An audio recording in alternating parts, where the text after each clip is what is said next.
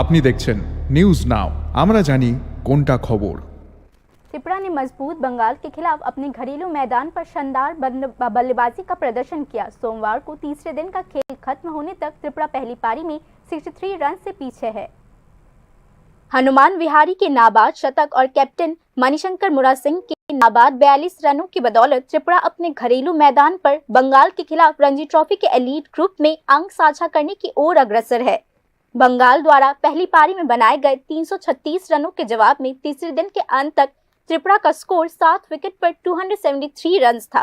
MBB stadium में match के तीसरे दिन की शुरुआत में बंगाल ने बिना कोई रन जोड़े आखिरी विकेट गंवा दिया, यानी पहली पारी में बंगाल का स्कोर 336 रन रहा।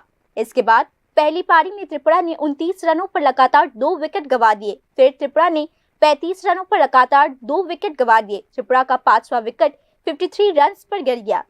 जब त्रिपुरा ने 93 रन पर 6 विकेट गंवा दिए तो पलटवार शुरू हो गया। हनुमान विहारी और विजय शंकर ने पलटवार करना शुरू कर दिया। त्रिपुरा ने 200 रन बनाकर विजय शंकर का 7वां विकेट गंवा दिया। इसके बाद त्रिपुरा के कैप्टन मणिशंकर मुरा सिंह ने मंच को संभाल लिया।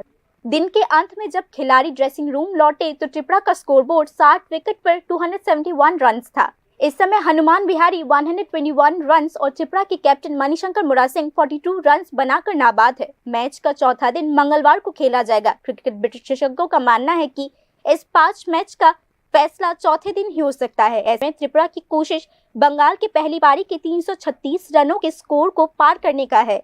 बता दें कि त्रिपुरा के प्रभावशाली तेज गेंदबाज और कप्तान मणिशंकर मुरा सिंह ने बंगाल के खिलाफ 3 विकेट हासिल किए हैं। हालांकि इस समय भारत टीम के स्टार और बंगाल टीम के स्टार मोहम्मद शामी त्रिपुरा के खिलाफ कोई भी विकेट नहीं ले पाए हैं।